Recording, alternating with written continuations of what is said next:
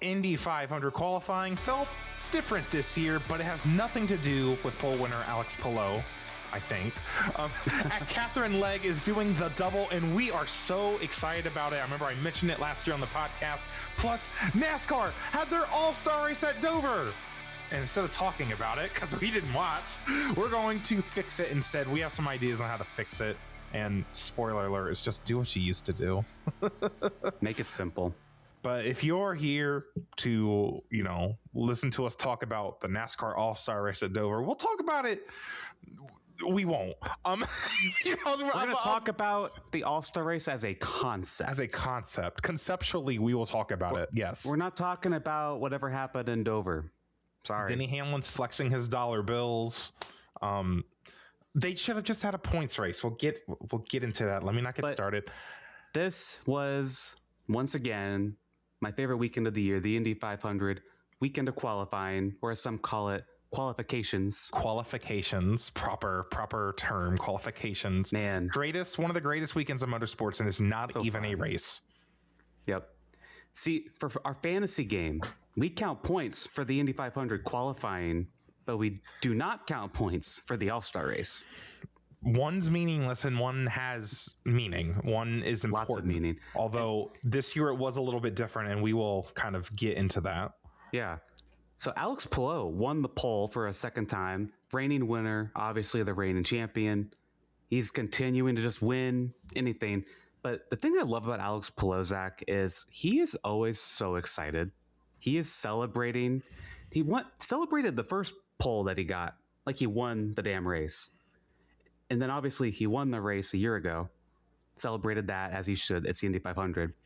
But then he wins the pole again and he's celebrating like he won the race again. I just love his energy. And no matter how many times he wins, he is so cheerful. He's happy. I just like the guy. It's hard to not like Alex Palou, despite how dominant he is. It's like, oh my God, this guy won again. Whoop-de-doo. But he's just so genuine. I don't know. He's so cool. Jimmy Johnson. He is so Jimmy Johnson coded, because it's like there's not actually a reason to hate him or dislike him besides he just wins a lot. Unless you are a big person on contracts. If you don't like a contract, sure. A contract drama, sure. If you want to follow a contract, you don't like someone who breaks some contracts. You don't like Alex Palou. That's all been settled though. So right. But for real, very cool for Alex Palou getting another pole at the Indy 500. But you did mention this was a little different this year.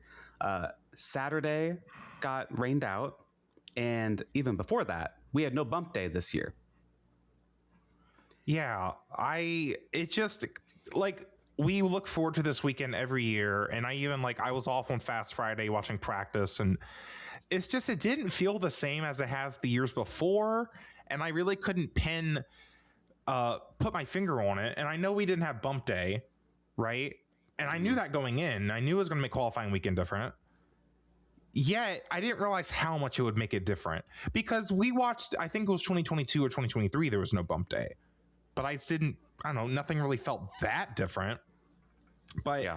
I think adding the fact that the weather took away a whole day of qualifying, plus the teams have been saying that there's not that many tire sets to go around, which I really don't understand still. What do you mean there's not enough tires? What? Oh, so first there's not enough engines, and now there's not enough tires? Poverty series, whatever. Anyways, it's the fact that we lost an entire day of qualifying. You get one shot on Sunday now, one guaranteed shot unless you make the Fast 12 and etc.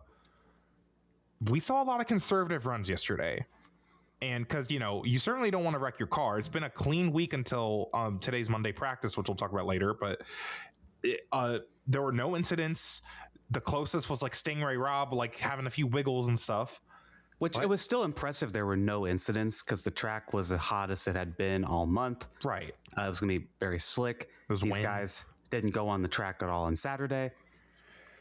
I thought there was going to be at least a wreck or two, but I think you're right that a lot of the teams were kind of holding back on quali trim because there's no risk of getting bumped. So why should we really worry about that? It's not worth to wreck your car. I think you still want to be toward the front to win the race. But at the same time, it's just let's just focus all in on race trim. And I think that's something you might have seen with like Joseph Newgarden is my speculation, because he qualified somewhere in the 20s. That feels uncharacteristic. But then in practice today, Monday, he's fastest. And he looked incredible in the traffic. Exactly. I'm not just saying that as a Joseph fan. Like, he genuinely looked like he might have the best car in traffic. And they spend months on these cars. Especially, this is the only speedway on the schedule. I don't know how much that goes into it, but like, this is the only time they run this kind of car in the speedway configuration. They spend months on it. You don't want to wreck it. It's the worst thing you can do. I think some teams would rather start last than to have to deal with a backup car, because as the drivers have said, the backup car is never as good as the primary car. Yeah. And when it's the Indy 500, you need every little thing, especially to get through traffic. When you are Joseph Newgarden and Team Penske and you have strong cars, you don't want to risk it. You really don't. And I get it. So I think, if we had Saturday qualifying, the teams could have started out conservative, but then they could go out for another run and, edge up, or what's the word? Like, just sneak up to the edge. Right? Because that's what Indy 500 qualifying is about. You're trying to trim that car out, make it as fast as possible, but you don't want to step over the edge and wreck your car. That's what makes it. That's why we watch qualifying at the Indy 500, because we all know the risk of crashing your car, and now you could have just ruined your entire month. See, it was kind of underwhelming. Very. The whole Indy 500 qualifying this weekend was kind of just underwhelming. You described it as lame. It's a little disappointing, but at the same time, I still really enjoyed myself. Like, don't get me wrong, I had a good time watching it. It just wasn't the same as it had been, and we've had some really good ones last few years. Obviously, we were missing bump day, like the drama, the high stakes. Oh my god! It's just like, if you ran slower, there wasn't really concern. If this was a year we had bump day, as a Newgarden fan, when he ran really slow, I would have been kind of nervous. Right. But then I'm like, okay, oh well. Because he qualified 20, he ended up being 25th. Well, if you guys go faster, it's like, oh. And look at Andretti. The Andretti cars were mid-pack. Kyle Kirkwood qualified 25th. They picked a good year to not be good in qualifying. Marco Andretti picked a good year to retire, because I think he would have been in bump day if we had bump day. I mean, that's why qualifying is its own weekend, because it really is its own event. They spend an entire week on qualifying because it's that big of a deal. Like, that's why we watch it for an entire weekend. It is so cool, and it just really wasn't the same this year. And again, it's not just because of no bump day. The weather knocking out a day certainly doesn't help either. And I would have, in a perfect world, would have loved to see, maybe after everyone got their guaranteed run, like, I almost just wanted to see a hybrid of the format. Like, I know they got rid of what was going to be the new, like, fifth row shootout with like the 10th through 15th guys. Thought that was goofy. That was dumb anyways. I'm glad it never came to light. I didn't miss that. I understand why they did that. Fox had bought TV time and they wanted to fill it with something. I feel like it would have been cool. It would have been cool to see them maybe get some track time after everyone gets their guaranteed run. Basically, do what you did on Saturday, or you're supposed to do on Saturday. Just do it on Sunday, maybe a little bit shorter, and then maybe do like a fast 9 shootout, fast 6 shootout. But that's changing the format a lot. That's what I would have done. I feel like that's what it probably should be. I don't think we need to go fast 12 to fast 6. Right. Just have a straight up fast 9. You can make it 6 if you want. Make it 12 if you want to make it fast 12. Pick a number. It used to be 9. I don't think we need all these different rounds. But we have a Patreon comment from Finley who said, I really don't understand why we couldn't have the lanes on Sunday, or why we had to start it at noon. It really cost Joseph Newgarden after a bad run, and Fox Sports 2 was showing off road racing. No reason they couldn't have broken in for that.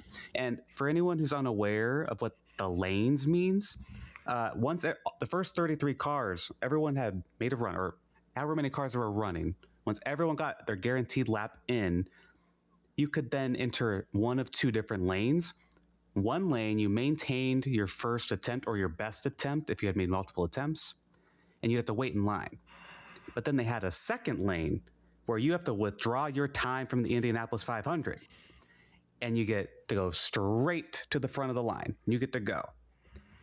I love that part so much. Remember Marty Snyder and Marty Snyder, when NBC had IndyCar, Marty Snyder would explain this every year, and I ate it up every time. But it was just so high intense. Like, you could have a guy who's not even like out of the Indy 500, but there's a bunch of fast guys who had a bad first run. They would withdraw themselves from the Indy 500, go in that lane, and go out there and run another run in case they got bumped out. We didn't have that this year.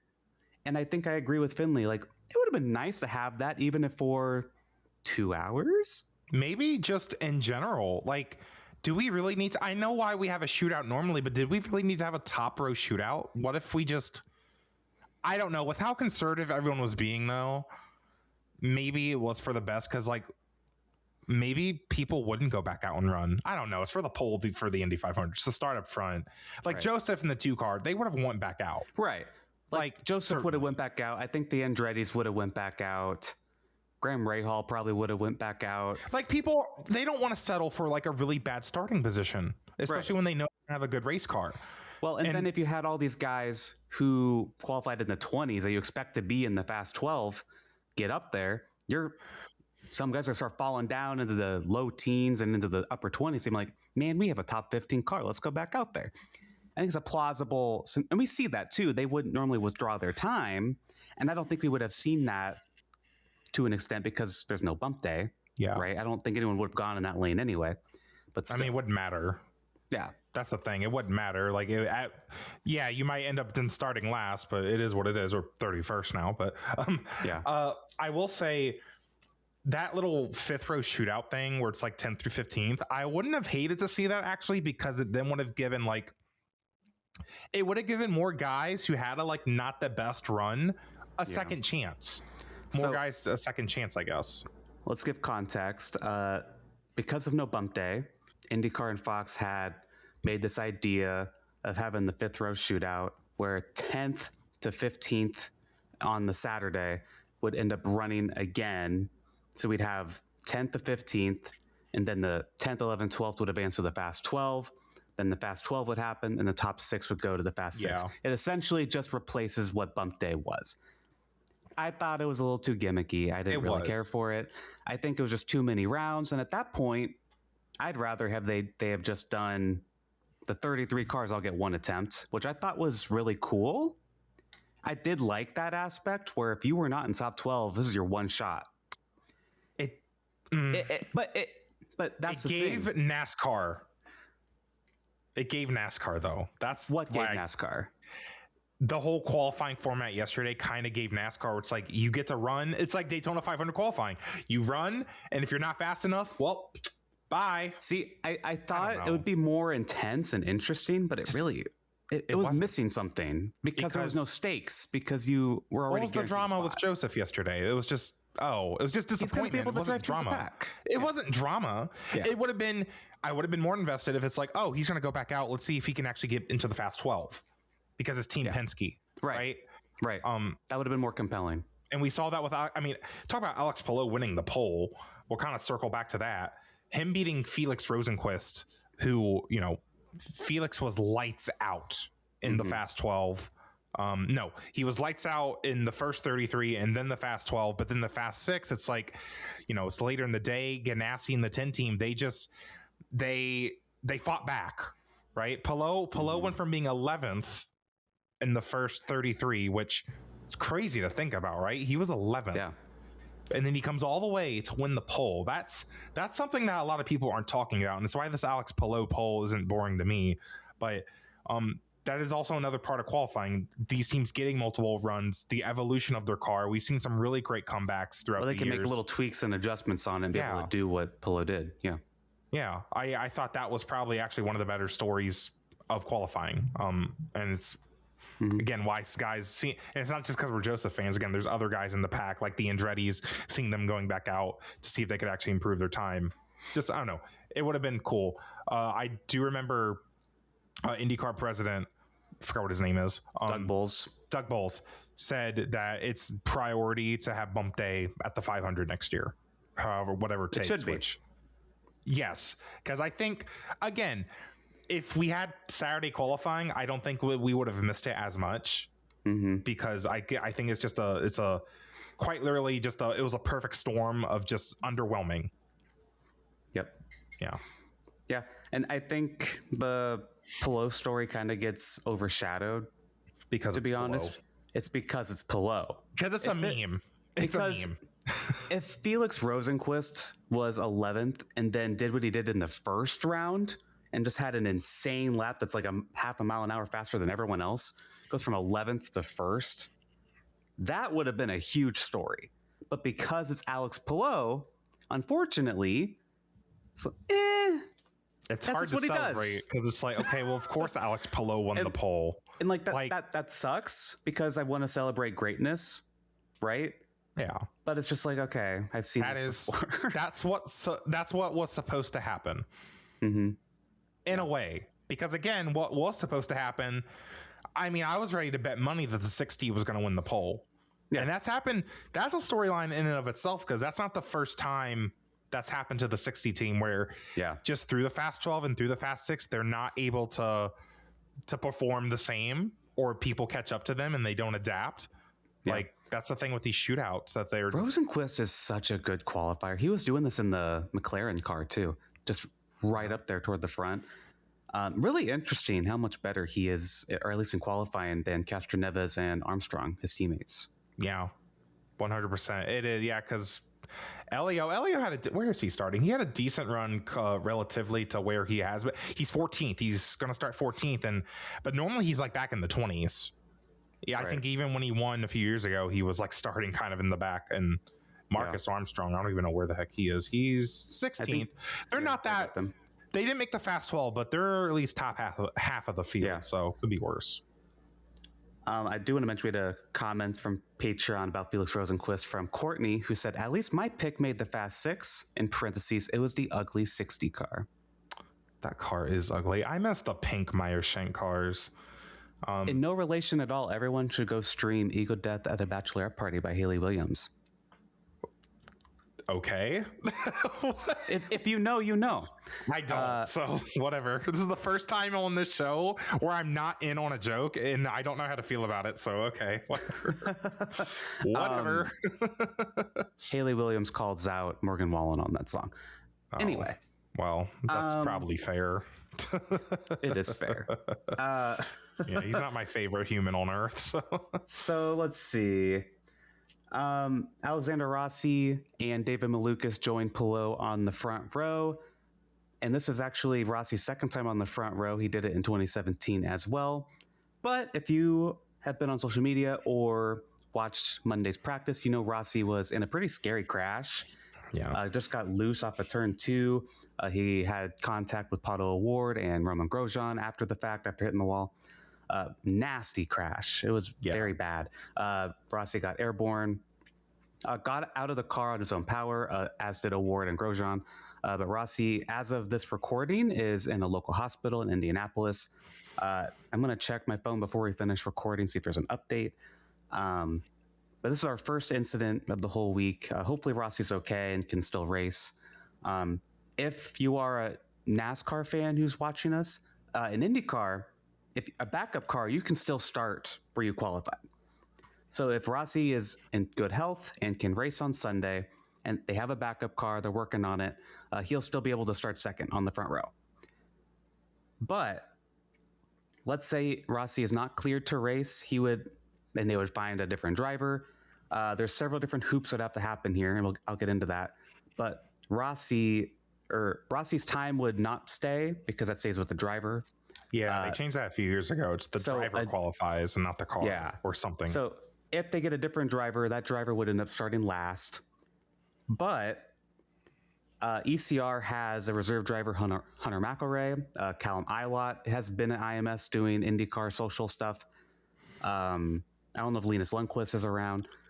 Oh, yeah, him. I forgot about him. The problem is, since none of those guys ran at Phoenix, I believe is the cut line. It's like the most recent oval or the last year. Or if you only have run the Indy 500, you have to do the refresher or whatever. Refresher program. And they do that in April. Yes. at the open test. They have reserved time for the reserve driver. Yeah. McElroy has also never ran a lap on an oval in an Indy car, at least. So it's like, do we really want to have him be the replacement if Rossi needs to be replaced? Right. Like, Callum Ilott did this race a year ago. Yeah. And he's there. But that's the thing. Ilott would still have to do the refresher program. And the only time for on-track activity rest of this week is on Friday. I don't know if they typically would allow it time to happen on Tuesday, Wednesday, or Thursday. This is all speculation. We don't even know if Rossi's like fully okay, but just to give you an idea people are of just what may happen. And Ilott, someone on Twitter said that Ilott remains contracted to Prema, which isn't still, they're not racing right now, which Prema's dead, aren't they? Not officially. It's weird. I don't get it, but it's a Chevy team. They would need to be granted permission to race for another IndyCar team, which I guess would probably happen. Since Prema's a Chevy team, it'd probably be okay, I would imagine. You know what's funny? You know what? Someone else who they could probably get, or the only other people they could probably get are like Tony Kanaan or Kyle Larson. Like it's people that have been in an IndyCar recently. Like I forget what the timeline was. I think it was 24. Larson, there was concerns with the weather for the double, and they were going to have Tony Kanaan jump in the car, but IndyCar said no because Kanaan hadn't done the refresher program. So in I'm getting that wrong. It was 24 and 25. And then 25, Kanaan did the refresher program. Yeah. And just in case Larson needed a backup. But yeah, Kanaan would be like the next available person. He ain't going to do it. He's not doing it, especially like, I don't know. It's like not at this point. Completely different team. Yeah. I wish Ed was already retired so he could be like, fine, I'll do it. I'll get back in the car. But Ed's already racing. So yeah, Ed, I love Ed. Hopefully Alex Rossi will be okay and he can still race because, man, this is his best car at this race in a while. He was really good in 2024. He was up in the front contending. Yeah. He could have been the one fighting Pato, but Joseph was not going to be denied that day, of course. Yep. Yeah, I mean, he's had a strong car, obviously a strong qualifying car. ECR has just been looking really strong lately at all of the ovals. Mostly Rasmussen at the short ovals, but still, like, this Rossi, he had a really good opportunity this year. And, you know, even if he's racing on Sunday, as I mentioned earlier, the backup car is never as good as the primary car. I feel like it's eerie because I feel like Rossi was the one that said that yesterday. Someone said that yesterday on the hours of coverage. It's like, you know, we don't want to wreck because the backup is never as good as the primary. You know, I saw a post, and fact check me on this if you'd like. So it was just like someone posting a Google search, but someone put, has anyone ever won in a backup car in the Indy 500? It was Shannon, IndyCar chick, former guest of the pod years ago. She had put on there who has ever won in a backup car at 8500, and it was just Mario Andretti. Ryan Hunter-Reay was in a backup car and nearly won a year ago, but only done once. It's because you just everything needs to be perfect to win this race. Yeah. Crashing is not perfect. Crashing during the week is not perfect. Yeah. It's just not. So let's talk about some notables. Katherine Legge, very notable. She is doing the Indy 500 and Charlotte 600 double. This came out shortly after we recorded our episode last week. We had been talking about this for a couple of years now. Because she should do this. Someone brought up the question, who else could do the double? Because we know Kyle Larson wasn't going to do it the following year. And we had a lot of trouble coming up with names, right? Don't you remember?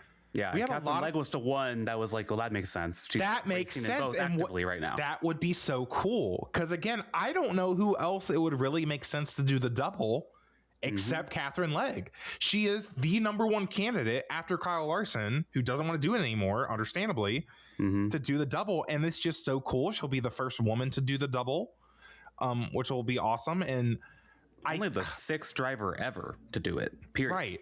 And it just sucks. And I wish Kyle's attempts were more successful because I want to see how many laps she can complete. It's just unfortunate because she's going to be in a BJ McLeod car, the Live Fast car, the 78. Yeah. It's not going to be the fastest. I'm giggling because someone tweeted that she took Daniel Dye's ride because Daniel Dye was in the 78 a few weeks ago. I don't think that's actually what happened, but it's just funny to think of. Yeah.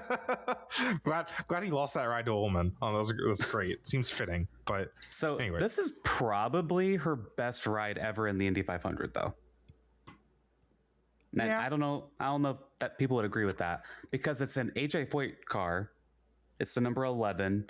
It's essentially replacing the car Colton Herta was going to drive. right, because yeah, the F2 obligation. Katherine Legge didn't really have a ride. Right. And this became the 33rd ride, so we still had 33 cars rather than 32 because Colton Herta was going to do the Indy 500, but then things happened in the world thanks to a certain somebody that everyone knows, and that made F1 have to reschedule some races around for the F2 calendar, and that made Colton Herta have to be in Canada instead of Indianapolis. And I think this specific entry was like, before we found that Katherine was going to be in this car, we didn't know if we were going to have 33 cars, which was really stressful for everyone in the industry. Man, that'd be even worse. Well, Honda didn't want to give up one of their engines. They didn't want to have anyone else race. Honda wanted the damn hybrid. They should be. Honda does whatever the hell they want, I guess. But yeah, because Andretti was like, okay, we're just going to focus on our 3 full-time cars and then qualify outside the top 20. So Yeah, but they focused, or it's top 15. So they really focused over there. An interesting thing with the Katherine Legge ride is that it's a Foyt car, but with HMD Motorsports, who used to pair with Coyne in the old David Malukas ride when Malukas was at Coyne. So HMD's back in IndyCar, this time with Foyt. And as you said, she'll also be in the 78 car in Cup. I really hope she does well. I hope she can complete as many laps she can. I doubt she'll get all of them because 78 car is just not capable of that. I also hope she just has a clean 500 because she's been having trouble getting to the finish of the 500. And again, as well. I think this is her best ride she's ever had there. I know she's done some races. God, the 78 looks Ray awesome. Hall, but yeah, I think this is gonna be cool. And Elf is sponsoring both races. Really cool. Really cool. Just hope she has a clean day in both races. They tried to make the 78 look chrome, kind of like the IndyCar, but NASCAR is weird about full chrome liveries. So I think it's like a fake chrome from this photo I'm looking at, but it's still got like some pink accents. It's a really nice looking car. I don't know if you saw that they asked Katherine, like, do you have a standby driver in case there's weather? Like we saw with Kyle Larson. And she's like, I don't think so because BJ McLeod's going to be in Indy. At first, okay, my brain just did something funny because at first I'm like the standby for the Indy car. I'm like, I don't think BJ McLeod's getting in that. No. See, that's what people on Twitter. People on Twitter were like, BJ McLeod's there. Was what? It's like, no, she's talking about NASCAR. Could you imagine him? I just imagine BJ McLeod in Indy car with his bandana. Nothing says America like BJ McLeod. Let me tell you. Love BJ McLeod. Put him in the 20. Listen, if Rossi can't race Sunday, I know another driver who will have a helmet that's in Indianapolis. I do love that he's going to go to Indy to support her. That's so cool. I love that so much. It's kind of like he's going to fly with her, like exactly back. It's like when I think it was Jeff Gordon or Kendrick did it. I think it was Jeff Gordon did it with Larson. So like, that's cute. Yeah. It's all right. You're not doing the double alone. You're doing it with your friends. Shut up. Cute. That's what the double is all about. Yeah. BJ McLeod. Speak of the double, do you see that the Larson double documentary comes out like soon? I'm not. Probably sometime this week. I don't know if I'm ready to relive that trauma. I want to watch it. There's something about the Kyle Larson double that I think it's uneasy with everybody. And maybe it's just because those the 2 Indy 500s I went to and I just got to experience that disappointment, but I don't know. I'll watch it. Still really cool. I know the second one wasn't as good, but I think it's disappointing because I know he's not going to do it again until he's done with NASCAR. He's been saying he might do the Indy 500 again after he's done with Cup. Yeah, and I think he'll probably try the double again once he's again not committed to NASCAR. But it's like, okay, baby, when is that going to happen? Like, am I still going to have hair? Like, Am I going to be 50 years old? Like what does that mean? I think he's going to quit Cup earlier than people think, but that's a whole other story. Yeah, but like drivers say that. But like still, we still see guys like Martin Truex, like they race for a long, like I feel like Truex raced for longer than I thought he was going to. Wasn't it Casey Kane who said he stayed in Cup for a bit longer because it paid the sprint car team or something like that? Well, that's the thing. Kyle Larson's got bills to pay. Yeah. And he can win as many dirt races as he wants, but yeah, is it like, come on, Cup pays the bills. Right. I'm just saying. I don't know. I'm sure that'll happen at some point, though. He'll do it again. Or at least the Indy 500. I just wish it didn't have to. I think NASCAR doesn't make it easier because the fact that they got so territorial about the double. That's what really, that's what killed it. That's what killed it, really. And I think that's why I'm pissed about it. Didn't mean to get into that whole you're good tangent, but. So some other notables, we had some D&Qs from Tech, Kyle Collette and Jack Harvey. Cars failed Tech. They were starting 32nd and 33rd. Well, thank God it wasn't a Penske. Well, apparently it was similar penalties. Riots. Similar penalties that the Andretti cars got after the race last year. I think it was Ericsson and was it Armstrong or something? I don't even know. But Ericsson who finished second. I don't remember. Yeah, he got DQ'd. Yikes. Speak of starting 32nd and 33rd, the cars that would have been in bump day if we had bump day would have been Graham Rahal again, Dennis Hauger, Jacob Abel, and Stingray Robb. Just fun fact. The usual suspects. Was Rahal at bump day last year? I don't think he was. He's been there. I thought he was last year. No, I know, but maybe he. I don't remember. I think it was. It was both coin cars, and they bumped out, or wasn't Abel? Yeah, Abel they bumped out Abel last year. I don't remember exactly, but Rahal looked good in practice. Like the practices leading up to qualifying, but it was just slow in quali. I don't know what's going on to them every single year. Well, this year especially, he got like a 231 in the Fast Friday practice, and then he qualified like a 229. Must have been the wind. Literally. It wasn't the driver, clearly. I'm just going to start saying that. Must have been the wind. Like, literally all of the full-time Rahal cars qualified outside the top 20, but Taku, 12th. He made the Fast 12. Just had a disappointing run. And he was very disappointed. Rinus VeeKay was in bump day a year ago, and he qualified 11th. Huge uptick for him this year. Very cool. Yeah, because he's with Juncos in collaboration with Dreyer Reinbold or something. Yep. So Dreyer Reinbold, but it's just that's just a corporate thing. It's a Juncos car. So yeah. Yep. Yeah. And Dreyer Reinbold is who Ryan Hunter-Reay raced for last year and nearly won on a different strategy. I'm curious how he's going to do in a McLaren, because I was texting you the other night that this is probably Hunter-Reay's last shot, like in a big team. Big shot, yeah. He could be a really good dark horse sleeper pick if you're making like bets or anything like that. Starting 22nd, and McLarens, they're gonna have their race trim figured out. Yeah. Especially like again, Hunter-Reay. You put someone like Hunter-Reay in your car, that he's going to get the most out of it in those 500 miles. Yeah. And throughout practice, not, the Monday session today, carb day on Friday, and all throughout last week, Hunter-Reay is taking that car in the direction it needs to be. Yeah. I would love to see him be competitive and win this race. Too. That would be awesome.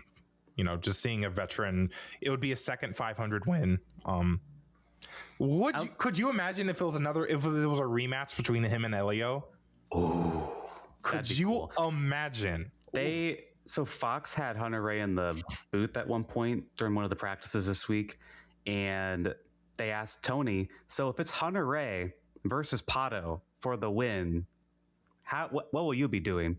And Tony Kanaan said, well, I ain't gonna watch. Oh, I wouldn't be able to. Yeah. God. That would be awful. Townsend was like, so Hunter-Reay's going to make a move on Pato. And then I think it was either Townsend or Tony said this. He was like, well, Ryan ain't coming back after that or something. Stop. Because Pato's come so close so many times. Oh, my God. Well, anything else to talk about with Indy 500 qualifying before the elephant in the room. The elephant in the room. He is kind of getting wrinkly. He is kind of getting wrinkly like an elephant. That's kind of fair. Anything? Christopher Myers. Okay. No. Chris Myers. To answer your question. Where are we, Chris? What track are we at? What state are we in? What series is this? Who is standing next to you? Let me set this up. 1 year ago, Chris Myers declared that this is the Daytona 500. And Colton Herta corrected him, saying, no, this is not the Daytona 500. Oh, but Colton Herta's not here this year. That's the problem. He's not there to correct him this year. He's not here to correct. So this year, 1 year later, Fox had a whole year to get it in this man's head that you are covering the Indianapolis 500. You can call it Indy if you cannot get Indianapolis out of your mouth. Syllables. That's fair. So what they put on the logo anyways. He referred to Scott Dixon as a Daytona 500 winner. I must have missed that one. I didn't know that. I didn't realize Ganassi was still winning NASCAR races when they left NASCAR. That's what I'm wondering. That's crazy. That's crazy. Well, guess what? Just about what? A couple minutes later, maybe an hour later, he says Alex Palou is a Daytona 500 winner. So Ganassi's won 2 Daytona 500s that I don't know about. They are doing great in NASCAR right now. Like if they're winning that many Daytona 500. I knew they won one with Jamie McMurray, but Dixon and Palou won one? Those must have been those last few years where it's like people kept saying that Michael McDowell and Ricky Stenhouse won. It must have been Dixon and Palou. Right. I think we just woke up from a bad dream. Okay. And that bad dream is Fox covering the Indy 500 and Chris Myers is presenting it to us. That's the bad dream. Chris Myers is so bad it makes Danica Patrick seem like a genius. Danica Patrick looks like Steve Letarte up there with her great analysis. Like, I mean, I'm serious though, because Danica was like legitimately, she was asking really good questions to, I forgot who it was, but it was just like, so where do you go with setting up the car now? Or it was something. It was it was a really good question. Danica did great yesterday. Hair was blowing all over the place. People were being weird. Townsend was making weird comments, but whatever. Better than what Paul Tracy used to say. Someone's got to fill Paul Tracy's shoes. Yeah, someone. I can't. And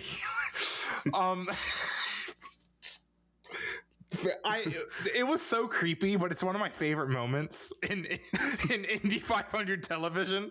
It's so bad. So bad. Oh my God. Listen, anyways. Flop of the week, Chris Myers. Again. Come on. You had a year. It's unprofessional.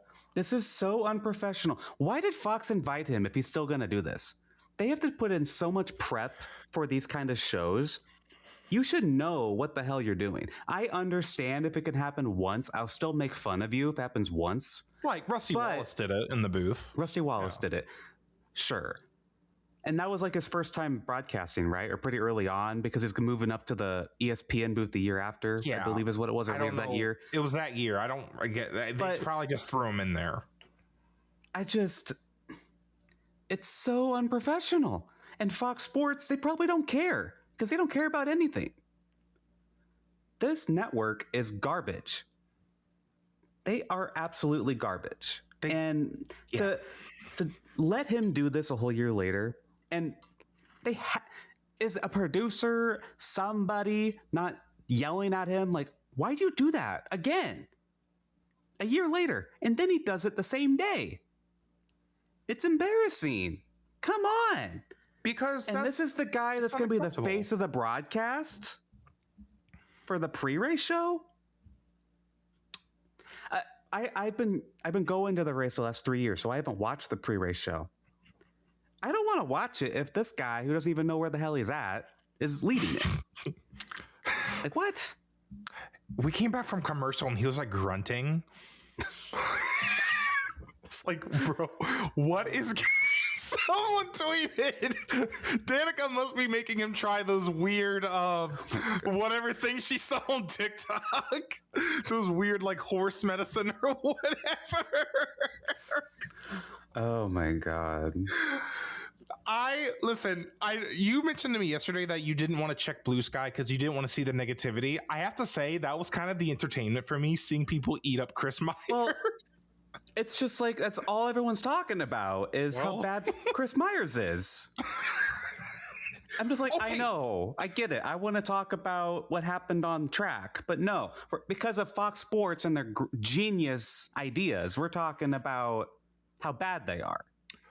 What made yesterday worse is the fact that they did get rid of the fifth row shootout because there was no bump day. There was more time that they had to fill. I feel like that's true. There were these really long breaks in between the rounds, and it was very noticeable to me. Because I feel like normally when the TV coverage for that starts, there's already a car on the track. I feel like NBC did that. It's like they open up and a car is already on the track. But they had a whole at the start. When I tuned in I put it on Fox One, their streaming app. Dixon was on track when they came in. No, I'm talking like the Fox window, like the past 12. Yeah. I see. Yeah, no, it took him because he didn't show up till then. Thank God.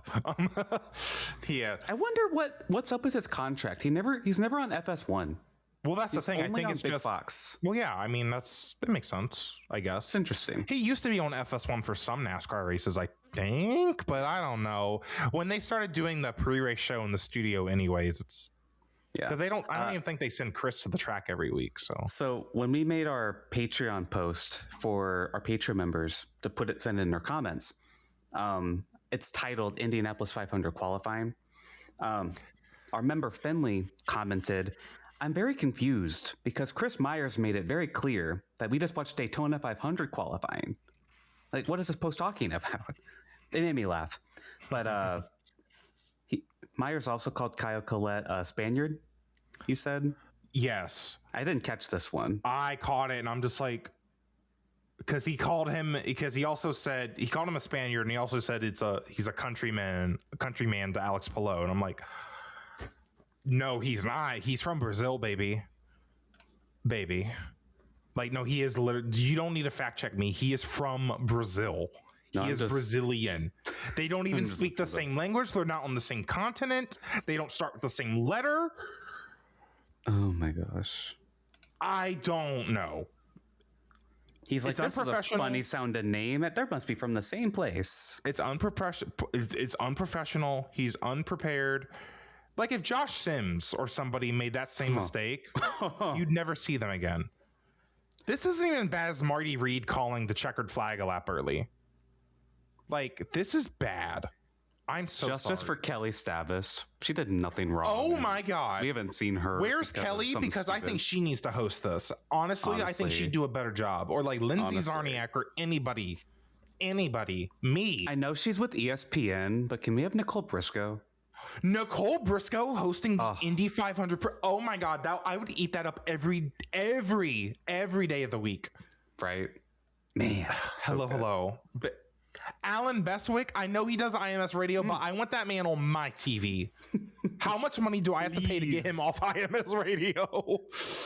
God, I think he's happy with that career. The rest of his career here. He deserves to be calling the action. He should not be at a desk. Yeah, that's what they put him for a few years. All right, when Marty Reed was in the booth. Isn't that crazy? Marty Reed called the Indy 500 a couple times. He kind of ate that up though. Like so when Dan Walden won in 2011, it was actually pretty good. But his call when Danica won her race was actually pretty cool. The boys move over. It was cool. Marty Reed, he kind of ate IndyCar races up actually, low key. But you know who did not eat yesterday? NASCAR fans. NASCAR fans, they are starving. Okay. Let me get the good out of the way. Apparently, I didn't really watch because it got to a point where I was too distracted trying to figure out what the hell was going on. I was like, I need to focus on Indy 500 qualifying. Apparently, the racing was really good yesterday at Dover because, you know, they put resin all over the track, right? Sure, they put something all over the track. Whatever, sticky stuff. Okay, whatever. I'm not into that, but go ahead. Anyways. They had the, you know, more horsepower, lower downforce, the simple diffuser. Great. The racing was really good. The drivers really liked the racing yesterday. Good. But it was dumb. It's like instead of having an open and then the all-star race, they combined it all. See, I didn't even ever look at the format because I was never going to watch this. I don't care. Or sorry that happened, or congrats. I don't care. I didn't either. But then I was like, when I just because you texted me that they wrecked on the first lap, and I'm like, I didn't know they started yet because it was 1 o'clock. NASCAR races do not start at 1 o'clock. What are we doing? Why did they get rid of the open? Because they kind of didn't. What's the point of the all-star race? So technically the first 2 segments were the open. It's just all the all-star cars were also racing with them in it. And they were racing because they were trying to make it seem like a points race and the Dover fans could see their favorite driver on track all day or something. I have a solution to that. A points race. You know what would have solved all the issues? Just have a points race, a 37th points race. There's no reason to have an all-star race at Dover. Really, I don't know if there's a reason to have an all-star race if it's not going to be in Charlotte, to where it's actually a celebration of the sport, and you can add all these other things in, like a pit crew challenge or NASCAR Hall of Fame stuff. A lead up to the Coke 600, because that's not a lead up to the 600. It's not the same track. It's not in the area. The teams had to travel. Like, it's not that many states over, but they had to travel. If we're going to have an all-star race, we either need to go back. We need to go back to what they used to do, because Charlotte Speed Weeks used to be a thing. Speed and Fox used to promote, like, we're going to have this many hours of coverage over the next 10 days here at Charlotte. Mm-hmm. It was cool. The all-star race is a big deal. I feel like when drivers won the all-star race, it was like, man, they're an all-star. Like, they're one of the best drivers. They won in a race of only the best drivers. Short race, simple. So the all-star race lost its luster at Charlotte for a reason, and the same reason that the Clash left Daytona. It lost its luster. And the all-star race this year is having the same vibes as the last Daytona Clash, where everyone kept wrecking and no one really cared about that race. The vibes were going down for both the Clash at Daytona and the All-Star race at Charlotte. I don't think you need either race. I think you can merge them into one. I said this many times before. Merge them into one and do the LA Coliseum idea. Go to all these different cities. Whatever. Sure. I think that'd be fun. I know with the current TV deal, they have to have 38 races. Right. The Clash and All-Star being included in that. Next TV deal, or next charter deal, whatever the hell. Next year. Mix them. Because the TV deal goes through 2031. Yeah, I know. Sorry, I don't think finish your thought. We're not going to have any changes till then. What I would do, just make this an off week. Give them another off week. Why do we have only one off week in a 38 race schedule? Don't do a 37th point race. Sure, do that next year and the next couple of years in the short term. But when you can change that, next TV deal, next charter deal, give them another off week. We don't need that. We really don't need more than 36 weekends of racing. Because 36 is already a lot. It's also a nice thinking number. It should go down to 32, personally. I don't think we need to go more than 36, though. Less is more, so yeah. But I'm not saying with the All-Star race we should cut all the fun stuff from it. Take the cool pit stop qualifying format. I love that. I used to watch that every year. I haven't watched it in several years because I'm like, I don't care about this race. I love the qualifying format. That is so cool. The qualifying format, why don't you do that for an actual race that people care about? I think that'd be a very unique thing. You don't like that? No, because I don't want the Coke 600 qualifying to be gimmicky. I want it to be straightforward because it's a crown jewel, you know? I think even though cool I guess they don't. Go ahead. I think it'd be cool to throw it at some race. I don't know which one. Doesn't have to be a marquee race. I guess it could be the 600. I think the 600 would make sense. I mean, we do the duels, so yeah, it'd be the same thing as like the duels. Daytona has that. Charlotte could have this. I think put it like that. Yeah, when you put it like that, because it's like it's just on Thursday night. Because I don't think that should be something we lose. Just make that Thursday night qualifying at Charlotte it could be this. I wouldn't hate that because I just want to get back to the vibes of what the All-Star race used to be in like 2010, 2011. Yeah. My childhood, of course. I'm nostalgic for it, but like I just felt like it was a big deal. If they do that, they're going to circle back to the same point where it's the fans are going to be bored of it. They're going to want to move it, just get rid of it. Why do we have the All-Star race? The same questions were popping up in 2019 when it was still at Charlotte. Same thing with the Clash. Yeah. Because this whole thing of let's go back to what we were doing before, those weren't working either. Why go back to that? I don't understand this whole. The rumor is Daytona's getting the Clash again next year. I think that's so stupid. Charlotte's probably going to end up getting the All-Star race again at some point because fans are begging for it. And hell, Charlotte got their second oval race back in the fall. Well, that's the thing, though. It's like when they're doing stuff like that, I feel like we definitely don't need 3 oval races at Charlotte. No. I don't want that, but I'd rather have the All-Star race at Charlotte than the fall race on the oval, which is crazy. I'd be with you on that. That's my opinion on that. But the pit stop challenge thing, I think they should move that to either Daytona 500 weekend or week, make it part of Speed Weeks if we're bringing that back, or put it on Championship Race weekend, make that more of an event. No, give that some personality and flair. I don't want you to detract from because the championship weekend is about the championship race. It's about the does the pit stop challenge that IndyCar does for the Indy 500 weekend on Carb Day take away from the Indy 500? You just implied that it would with the NASCAR. No, because a championship race is like that's your like it all comes down to this. Oh, but let's have a fun pit stop challenge. That's a different vibe. Would you rather it be at Daytona? That's also kind of like that's what IndyCar does. No, because Daytona's like the beginning of the season, and like these pit crews, some of the pit crews are like brand new, and they're like these new teams. Like, show us what you got right out the gate.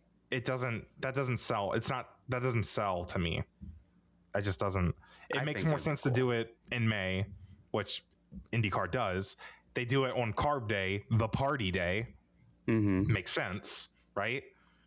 I mean, the day before they have a big old parade. Like, I don't think it's the same comparison because the Indy 500 similar. I don't think so.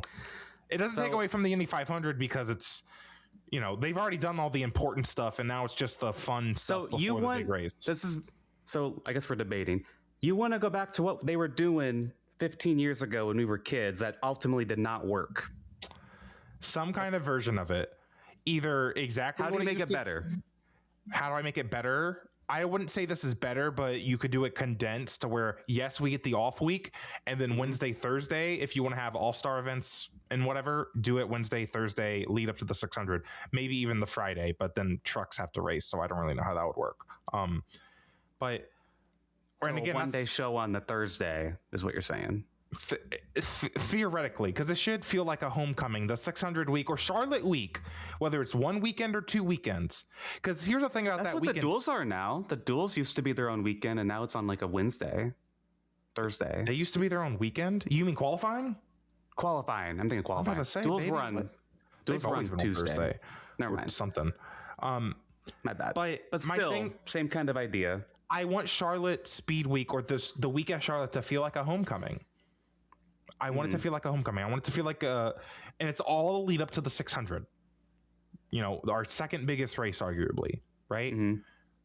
It doesn't feel like that anymore. And the All-Star race, it feels like because the All-Star race I feel like the All-Star race wasn't its own thing. It was a part of a bigger Charlotte Speed Weeks or Charlotte Homecoming. But now, ever since it left Charlotte, it's been its own thing, and it really doesn't work. No. Because I still felt magic, and maybe it's because I was biased, but I still felt magic when Larson won the All-Star race in 2019. I got that diecast. And of course, I was a Larson fan, but it still kind of meant something. But when they moved it to Bristol in 2020, it's like now all the expectations are just on the race. This has to be a really, really, really, really good race, or this means nothing. Yeah. Because it means nothing. It's no points. Whereas when it's at Charlotte, or it could be Bowman Gray, which is nearby, it's like, you know what? Wasn't that good of a race, but okay. Everyone can sleep in their bed tonight. Yeah. Like, it's not that big of a deal. 600s next week. We have, I don't know. I feel like going out to Dover and these fans, it's their only race at Dover, right? Which, what did Dover do to deserve that? Basically, we disrespected the entire Dover fan base by showing them a circus instead of just a legit race. Yeah. Because yesterday was not a legit race. And that's the thing, too. Denny Hamlin winning would have been really interesting for the points. 3 in a row at Dover, by the way. 3 in a row at Dover. That's not talked about.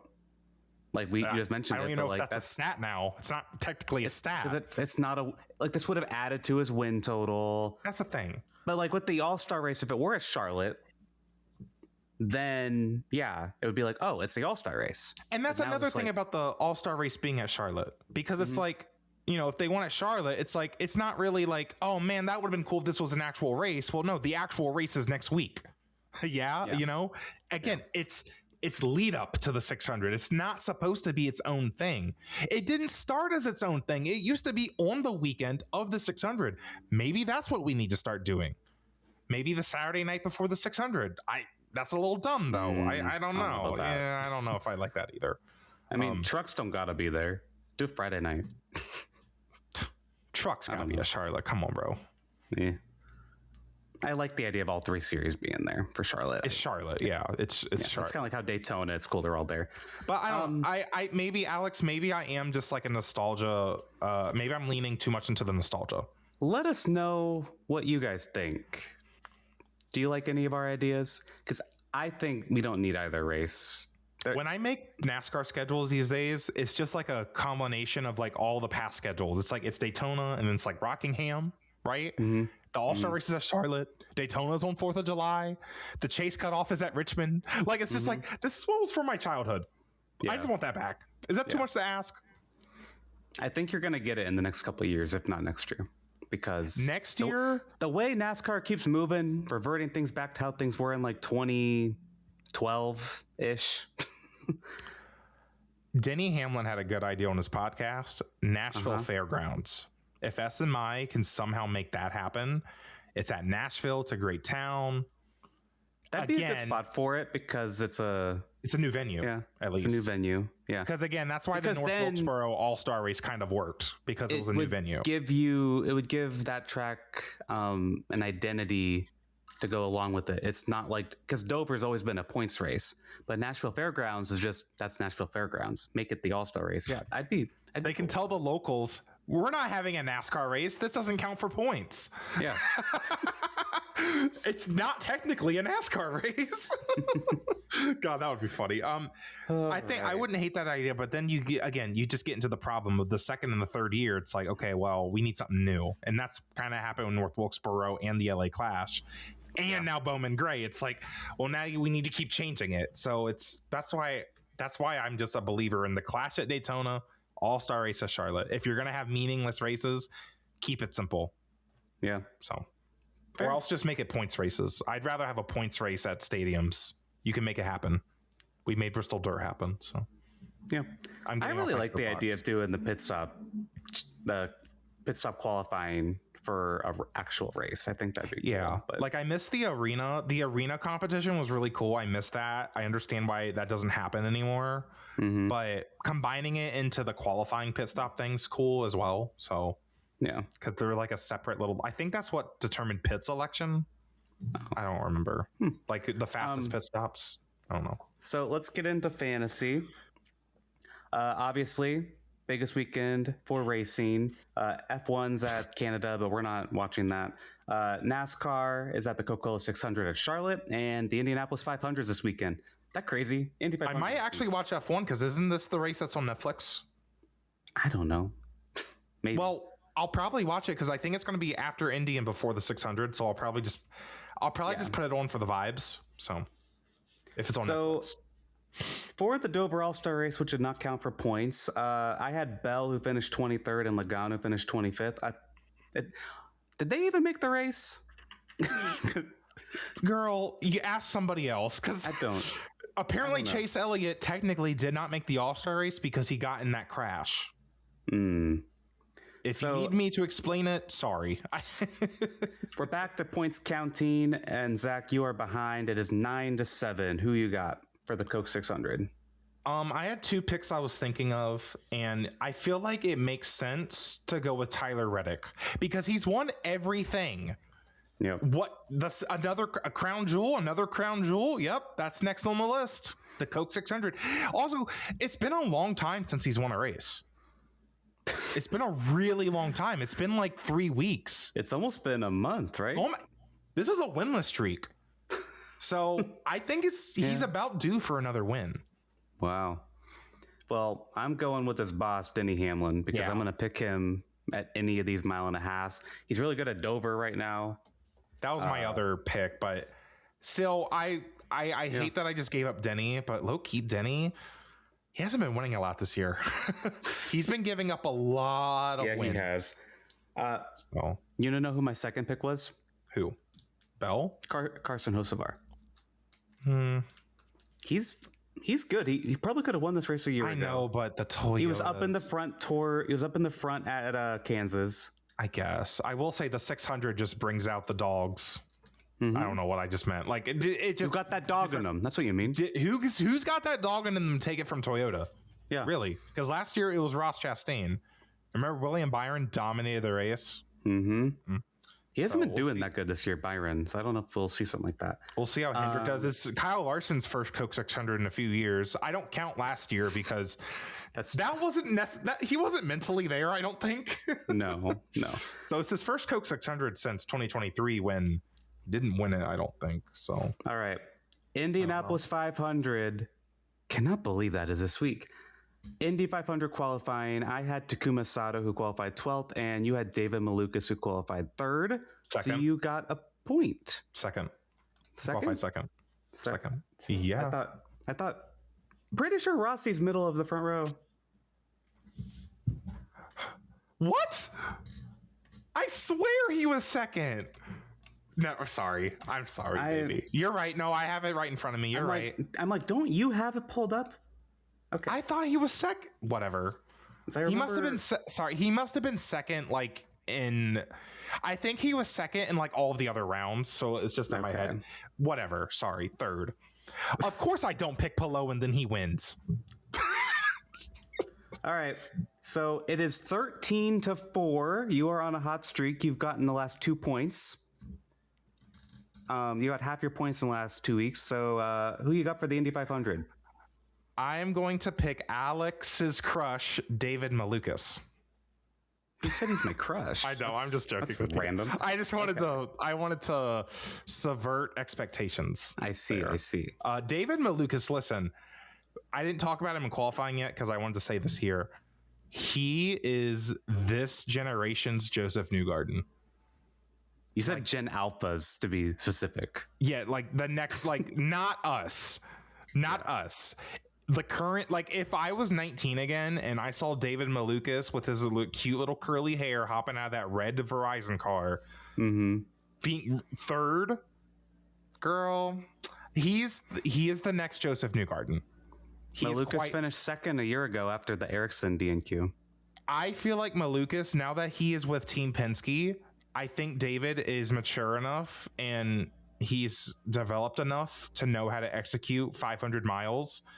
He looks confident. I think it could end really quickly because if something bad happens, but he just looks strong. We've seen people just come out and win the 500 in their first like big shot with a big team. I think it's going to be Malukas this year. I think he's gonna be one of the many drivers that have kind of I guess, add to the Team Penske legacy, right? Especially in their 60th year. I think it's going to be a big deal. He is giving big, I'm just happy to be here vibes to me. But he did finish second a year ago in an AJ Foyt car. It's not even that, though. He's been so good this season. Yeah. Because he's happy to be here because he's doing great. That's why he's happy to be here, Alex. Yeah. He's out qualifying his teammates like every week. I think he's leading the points of his teammates. Like it's because it's not just what he's doing at the 500. It's every single week at every track. He's ready to win the 500. Yeah. It might be me being optimistic, but I don't know. He finished second last year, so is it really in a what was he in a Foyt car? He was in a Foyt car. Yeah. Am I really being that optimistic? Because now he's in a Penske car. Mm-hmm. He's got all the resources. He's got everything he needs to win this race, and I think he's ready for it. You think his first win will be the Indy 500?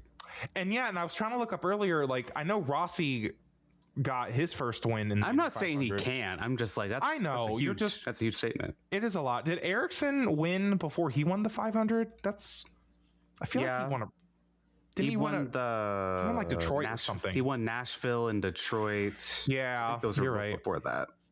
But yeah, like I think Rossi was the last person to win their first ever IndyCar race in the 500. Before that, I don't know who else it would have been besides, like, I don't know, like literally I don't know. So it's not something that happens a lot, but I think this is the year. I just have a feeling, because I don't think it's going to be Palou, because I feel like the pole sitter never wins unless you're Simon Pagenaud. Right. And, Joseph, I don't know if it's going to be Joseph's year, even though he'll have a strong car. It's just something always has to happen to him, it feels like. Right. So who's your pick? I've been yapping about David Malukas for like 3 minutes. So I'm going to say this because if it happens, no, I felt the vibe. I was going to pick Kyle Kirkwood like a week ago, but then he didn't qualify that good. That is a good pick, actually. It is a really good pick. I don't know if I trust Andretti to have good pit stops to make their way back from the back of the pack. That is the sole reason I'm not picking Kyle Kirkwood. They could be starting on the front row. And I don't know if I trust their pit crew. But the thing is, I think the pit crew is going to have too many issues to be able to recover from when you're starting in the 20s. But if Kirkwood does win, no, I felt the vibe a week ago. Like, that was my pick. I need to start doing that. We need to have honorable mentions or the vibe picks. I had a vibe about this guy, just so y'all know. But I think what my actual pick is going to be is we're going to see something that is such a typical racing story. It's a comeback story. Crashing on the pace lap a year ago and then coming back to win the Indy 500 the year later. I think I'm staying with Penske. I think I'm going to go with Scott McLaughlin. I feel really good about Scotty. Qualified good. He qualified pretty good. His car looks decent. I don't know if it's as good as Joseph Newgarden's car, but I'm going with Scott. I think he's going to have a really good redemption after last year. I will say, we are not going. I'm saying that we've been saying that the last couple of weeks. You've been saying that every single week. Because last 3 years, I've had a lot of our listeners like come up and say hi.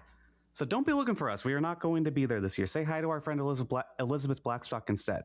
She'll be there. But yeah, I'm going with Scott McLaughlin. But the reason I brought up us not going, if Joseph wins, I'm going there next year, whether you want to go or not, because I need him on the ticket. I feel like I'll probably go. If you go, I'll probably go.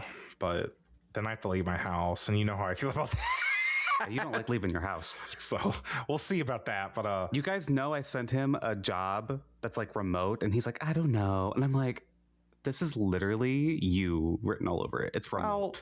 Just do it. You know, it's not that simple. But I don't know. Anyway, McLaughlin and Malukas for going Penske. You know, if Rossi didn't crash today, I was also kind of thinking about him. Rossi would have been a good pick. Pato? No. Is this just another... No, baby, I'm never picking Pato to win this race. Is this just another bad thing for Pato at the Indianapolis Motor Speedway? Or is this like, oh, he crashed in practice and then goes on to win? And he finally does it. I think Pato is the Tony Stewart of the Daytona 500. Well, this is the Daytona 500, so...